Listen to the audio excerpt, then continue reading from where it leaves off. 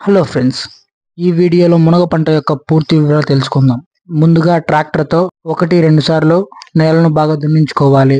తరువాత 4 నుంచి 5 ట్రాక్టర్ల పశువుల ఎరువును పొలంలో వేసుకోవాల్సి ఉంటుంది. విత్తనం నాటినప్పటి నుంచి దాదాపు 2 నెలలు ఎలాంటి ఎరువులు పంటకు అందించకూడదు. 2 నెలల తర్వాత ప్రతి 20 రోజులకు ఒకసారి కాంప్లెక్స్ను పంటకు అందించాల్సి ఉంటుంది. అలాగే చెట్టు 4 నుంచి 5 అడుగులు పెరిగాక చెట్టు యొక్క సైడ్ కొమ్మలను కట్ చేసుకోవాల్సి ఉంటుంది. 3 నుంచి 4 నెలల మధ్యలో చెట్లకి బెడ్ వేయించాల్సి ఉంటుంది.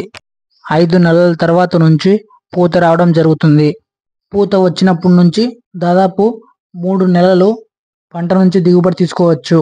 మొదటి దిగుబడికి 2 టన్నుల మునక్కాయలు వచ్చినా సరే దాదాపు ₹1,00,000 వరకు ఆదాయం తీసుకోవచ్చు. మొదటి దిగుబడి తీసుకున్న తర్వాత చెట్టుకున్న కొమ్మలను కొట్టేసుకొని 1 ఎకరానికి 4 నుంచి 5 బస్తాల కాంప్లెక్స్ ఎరువులను వేసుకోవాల్సి ఉంటుంది. 4 నుంచి 5 నెలల మధ్యలో రెండవ దిగుబడి రావడం జరుగుతుంది.